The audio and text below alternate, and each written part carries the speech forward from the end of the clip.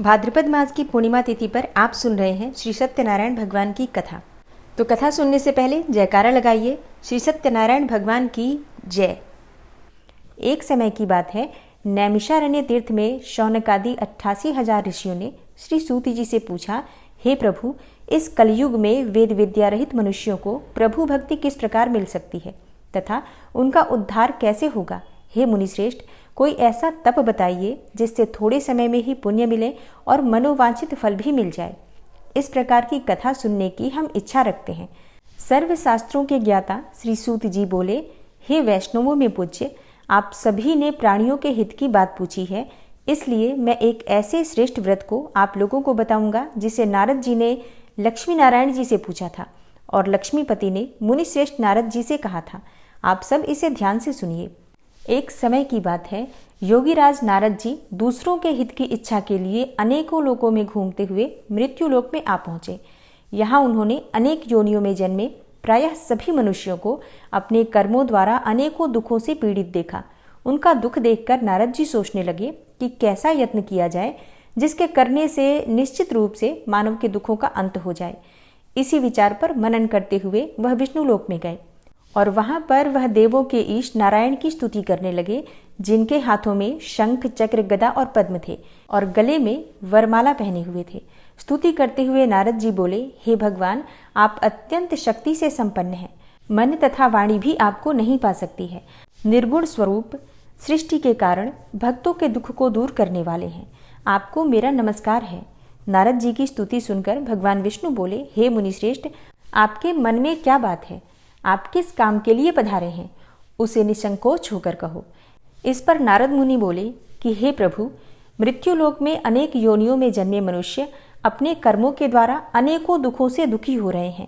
हे नाथ, आप मुझ पर अगर दया रखते हैं तो बताइए कि वो मनुष्य थोड़े प्रयास से ही अपने दुखों से कैसे छुटकारा पा सकते हैं। भगवान श्री हरि बोले, हे नारद, मनुष्यों की भलाई के लिए तुमने बहुत अच्छी बात पूछी है। जिसके करने से मनुष्य मोह से छूट जाता है, वह बात मैं तुमसे कहता हूं, उसे सुनो। स्वर्गलोक और मृत्युलोक दोनों में एक दुर्लभ उत्तम व्रत है जो पुण्य देने वाला है। आज प्रेमवश होकर मैं उसे तुमसे कहता हूं, तुम ध्यान पूर्वक सुनो। श्री सत्यनारायण भगवान का यह व्रत अच्छी तरह विधान पूर्वक करके मनुष्य तुरंत ही यहाँ सुख भोग कर मरने पर मोक्ष को प्राप्त करता है। श्री हरि के वचन सुनकर नारद जी बोले कि उस व्रत का फल क्या है और उसका विधान क्या है, यह व्रत किसने किया था, इस व्रत को किस दिन करना चाहिए, सभी कुछ विस्तार से बताइए। नारद की बात सुनकर श्री हरि बोले, दुख और शोक को दूर करने वाला, यह सभी स्थानों पर विजय दिलाने वाला है। मानव को भक्ति और श्रद्धा के साथ शाम को श्री सत्यनारायण की पूजा धर्मपरायण होकर ब्राह्मणों और बंधुओं के साथ करनी चाहिए। भक्ति भाव से ही नैवेद्य, केले का फल, घी, दूध और गेहूं का आटा सवाया लें। गेहूं के स्थान पर साठी का आटा, शक्कर तथा गुड़ लेकर और सभी भक्षण योग्य पदार्थों को मिलाकर भगवान का भोग लगाएं। ब्राह्मणों सहित बंधु बांधवों को भी भोजन कराएं। इसके बाद स्वयं भोजन करें। भजन कीर्तन के साथ भगवान की भक्ति में लीन हो जाएं। इस तरह से सत्यनारायण भगवान का यह व्रत करने पर मनुष्य की सारी इच्छाएं निश्चित रूप से पूरी होती हैं। इस कलिकाल में अर्थात कलयुग में मृत्युलोक में मोक्ष का यही एक सरल उपाय बताया गया है।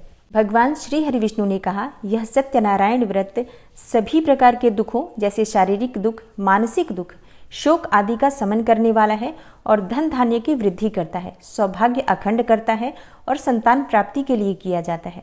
कलयुग में यह सबसे छोटा सा उपाय है। इस प्रकार श्री सत्यनारायण भगवान की कथा का प्रथम अध्याय समाप्त हुआ। प्रेम से बोलिए श्री सत्यनारायण भगवान की जय। सत्यनारायण व्रत का दूसरा अध्याय। श्री सूत जी बोले, हे द्विजों, अब मैं पुनः पूर्व काल में जिसने इस सत्यनारायण व्रत को किया था उसे भली भांति विस्तार पूर्वक कहूंगा। आप सब ध्यान पूर्वक सुनिए। एक समय की बात है, रमणीय काशी नगरी में कोई अत्यंत निर्धन ब्राह्मण रहता था। भूख और प्यास से व्याकुल होकर वह प्रतिदिन पृथ्वी पर भटकता रहता था। ब्राह्मणों से प्रेम करने वाले भगवान ने उस दुखी ब्राह्मण को देखकर वृद्ध ब्राह्मण का रूप धारण करके उस द्विज से आदर पूर्वक पूछा, हे विप्र, प्रतिदिन अत्यंत दुखी होकर तुम किस लिए पृथ्वी पर भ्रमण करते रहते हो? हे द्विज श्रेष्ठ, यह सब बतलाओ, मैं सुनना चाहता हूँ। ब्राह्मण बोला, हे प्रभु, मैं अत्यंत दरिद्र ब्राह्मण हूँ और भिक्षा के लिए ही पृथ्वी पर घूमा करता हूँ। यदि मेरी इस दरिद्रता को दूर करने का आप कोई उपाय जानते हो तो कृपा पूर्वक बतलाइए। वृद्ध ब्राह्मण बोला, हे ब्राह्मण देव, सत्यनारायण भगवान विष्णु अभीष्ट फल को देने वाले हैं। हे विप्र, तुम उनका उत्तम व्रत करो, जिसे करने से मनुष्य सभी दुखों से मुक्त हो जाता है। व्रत के विधान को भी ब्राह्मण से यत्न पूर्वक कहकर वृद्ध ब्राह्मण रूपधारी भगवान विष्णु वहीं पर अंतर्ध्यान हो गए। वृद्ध ब्राह्मण ने जैसा कहा है उस व्रत को अच्छी प्रकार से वैसे ही करूंगा, यह सोचते हुए उस ब्राह्मण को रात में नींद भी नहीं आई। अगले दिन प्रातःकाल उठकर सत्यनारायण का व्रत करूंगा ऐसा संकल्प करके वह ब्राह्मण भिक्षा के लिए चल पड़ा। उस दिन ब्राह्मण को भिक्षा में बहुत सा धन प्राप्त हुआ। उसी धन से उसने बंधु बांधवों के साथ भगवान सत्यनारायण का व्रत किया। इस व्रत के प्रभाव से वह श्रेष्ठ ब्राह्मण सभी दुखों से मुक्त होकर समस्त संपत्तियों से संपन्न हो गया। उस दिन से लेकर प्रत्येक महीने उसने यह व्रत किया। इस प्रकार सत्यनारायण भगवान के इस व्रत को करके वह समस्त पापों से मुक्त हो गया और उसने दुर्लभ मोक्ष पद को प्राप्त किया। हे विप्र, पृथ्वी पर जब भी कोई मनुष्य श्री सत्यनारायण का व्रत करेगा उसी समय उसके समस्त दुख नष्ट हो जाएंगे। हे ब्राह्मणों, इस प्रकार भगवान नारायण ने महात्मा नारद जी से जो कुछ कहा वह मैंने सब आप लोगों से कह दिया। आगे अब और क्या कहूँ। तब ब्राह्मण बोले, हे मुने, इस पृथ्वी पर उस ब्राह्मण से सुने हुए इस व्रत को और किसने किया? हम वह सब सुनना चाहते हैं। उस व्रत पर हमारी श्रद्धा हो रही है। श्री सूत जी बोले, हे मुनियों, पृथ्वी पर जिसने यह व्रत किया उसे आप लोग सुने। एक बार वह द्विज श्रेष्ठ अपने धन संपत्ति के अनुसार बंधु बांधवों तथा परिवारजनों के साथ व्रत करने के लिए उद्यत हुआ। इसी बीच में एक लकड़हारा वहां आया और लकड़ी बाहर रखकर उस ब्राह्मण के घर गया। प्यास से व्याकुल वह लकड़हारा उस ब्राह्मण को व्रत करता हुआ देखकर प्रणाम करके उससे बोला, हे प्रभु, आप यह क्या कर रहे हैं? इसके करने से किस फल की प्राप्ति होती है, विस्तार पूर्वक मुझसे कहिए। विप्र ने कहा, यह सत्यनारायण का व्रत है जो सभी मनोरथों को प्रदान करने वाला है। उसी के प्रभाव से मुझे यह सब महान धन धान्य आदि प्राप्त हुआ है। जल पीकर तथा प्रसाद ग्रहण करके वह लकड़हारा नगर चला गया। सत्यनारायण देव के लिए मन से ऐसा सोचने लगा कि आज लकड़ी बेचने से जो भी धन प्राप्त होगा उसी धन से भगवान सत्यनारायण का श्रेष्ठ व्रत करूंगा। इस प्रकार मन में चिंतन करता हुआ लकड़ी को मस्तक पर रखकर वह उस सुंदर नगर में गया जहां धन संपन्न लोग रहते थे। उस दिन उसने लकड़ी का दुगना मूल्य प्राप्त किया। इसके बाद प्रसन्न हृदय होकर वह पके हुए केले का फल, शक्कर, घी, दूध और गेहूं का चूर्ण सवाया मात्रा में लेकर अपने घर आया।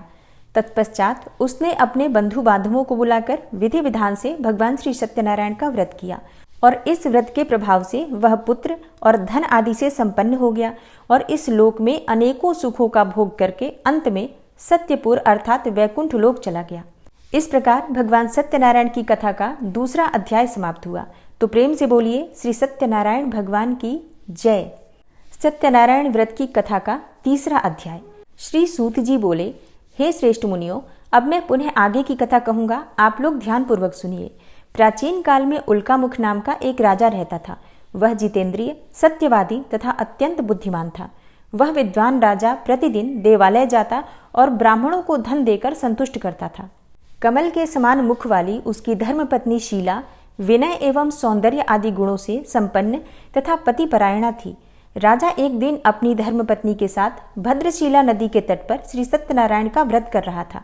उसी समय व्यापार के लिए अनेक प्रकार की पुष्कल धनराशि से संपन्न एक साधु नाम का बनिया वहां आया। भद्रशिला नदी के तट पर नाव को स्थापित करके और राजा के समीप गया और राजा को उस व्रत में दीक्षित देखकर विनयपूर्वक पूछने लगा।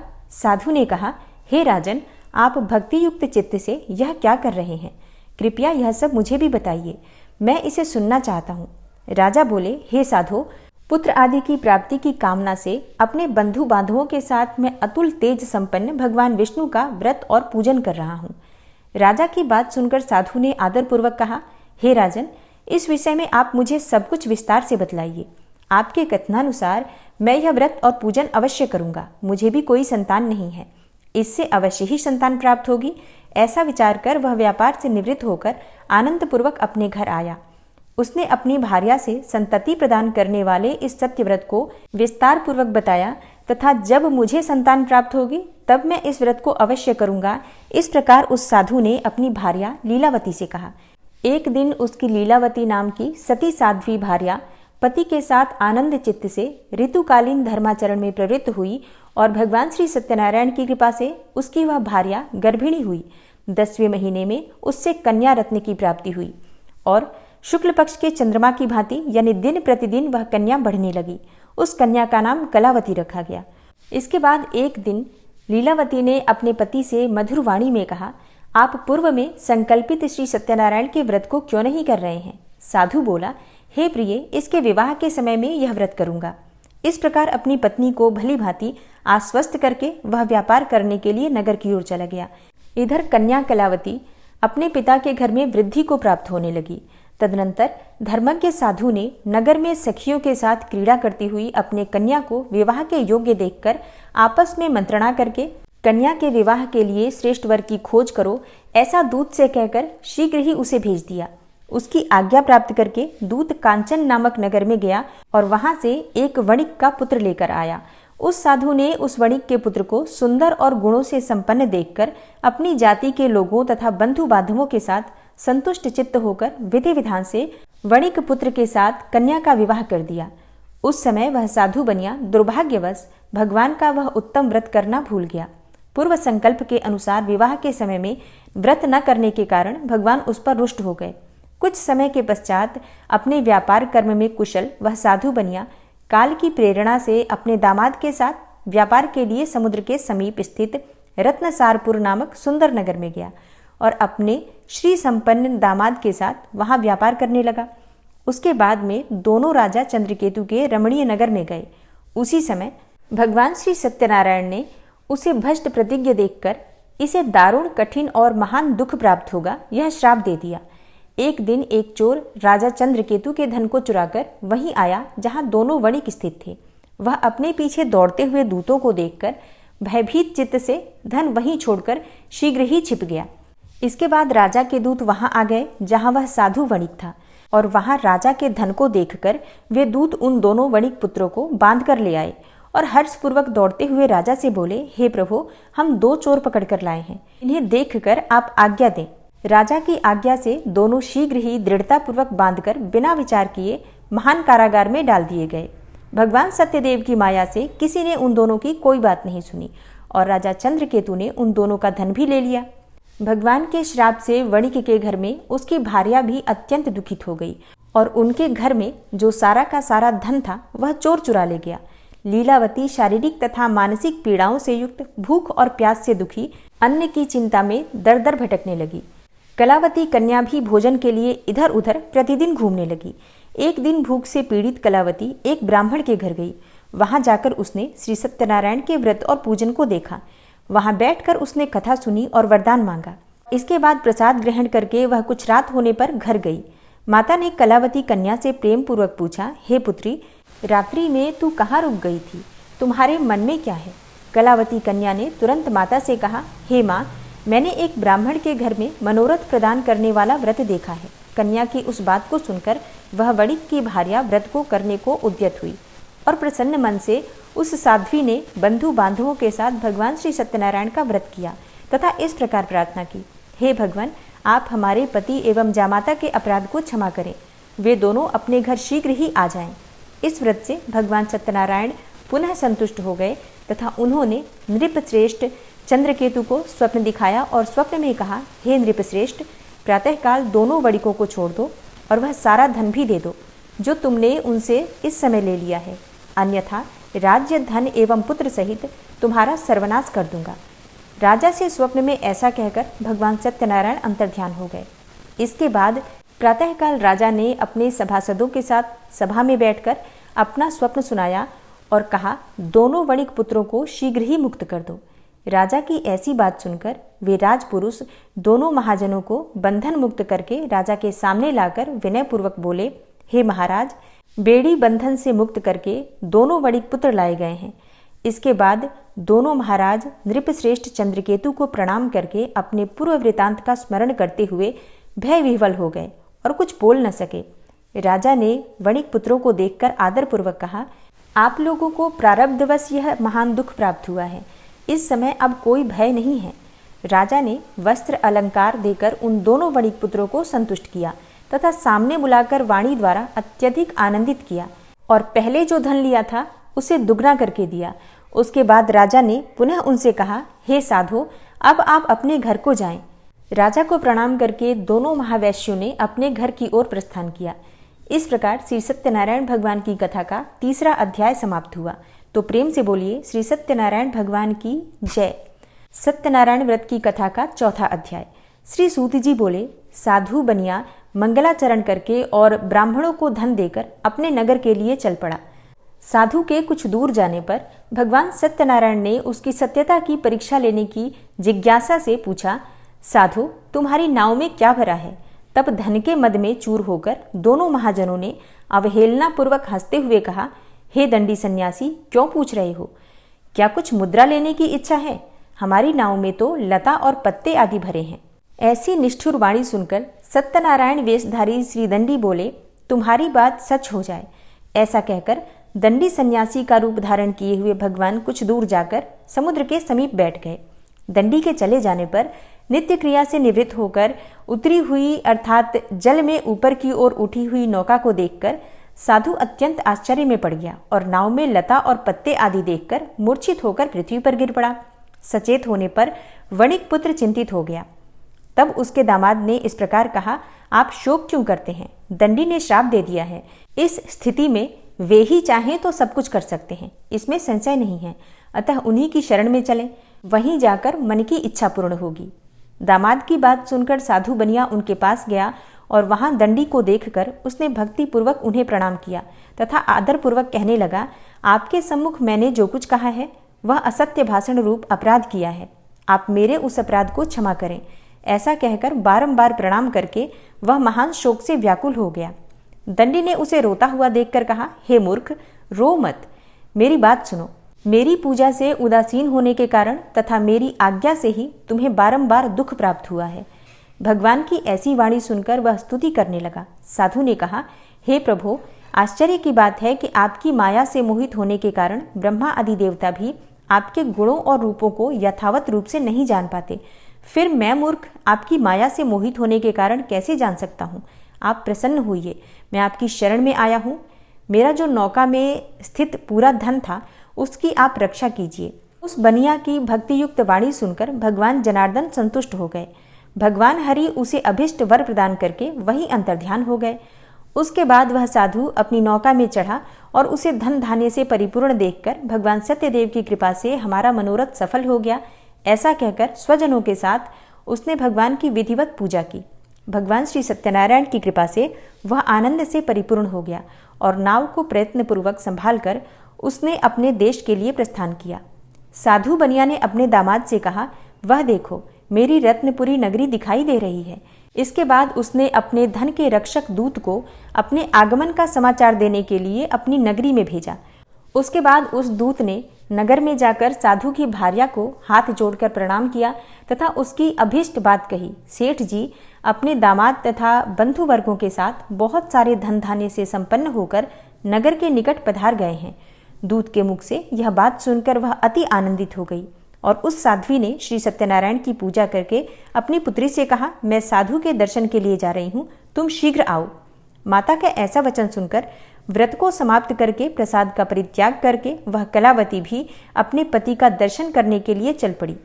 इससे भगवान सत्यनारायण रुष्ट हो गए और उन्होंने उसके पति को तथा नौका को धन के साथ हरण करके जल में डुबो दिया। इसके बाद कलावती कन्या अपने पति को न देखकर महान शोक से रुदन करती हुई पृथ्वी पर गिर पड़ी। नाव का अदर्शन तथा कन्या को अत्यंत दुखी देखकर भयभीत मन से साधु बनिया ने सोचा, यह क्या आश्चर्य हो गया। नाव का संचालन करने वाले भी सभी चिंतित हो गए। तदनंतर वह लीलावती भी कन्या को देखकर विह्वल हो गई और अत्यंत दुख से विलाप करती हुई अपने पति से इस प्रकार बोली, अभी अभी नौका के साथ यह कैसे अलक्षित हो गया। न जाने किस देवता की उपेक्षा से वह नौका हरण कर ली गई, अथवा श्री सत्यनारायण का महात्म्य कौन जान सकता है। ऐसा कहकर वह स्वजनों के साथ विलाप करने लगी और कलावती कन्या को गोद में लेकर रोने लगी। कलावती कन्या भी अपने पति के नष्ट हो जाने पर दुखी हो गई और पति की पादुका लेकर उनका अनुगमन करने के लिए उसने मन में निश्चय किया। कन्या के इस प्रकार के आचरण को देखकर भार्या सहित वह धर्मज्ञ साधु बनिया अत्यंत शोक संतप्त हो गया और सोचने लगा, या तो भगवान सत्यनारायण ने यह अपहरण किया है अथवा हम सभी भगवान सत्यदेव की माया से मोहित हो गए हैं। अपनी धन शक्ति के अनुसार मैं श्री भगवान सत्यनारायण की पूजा करूंगा।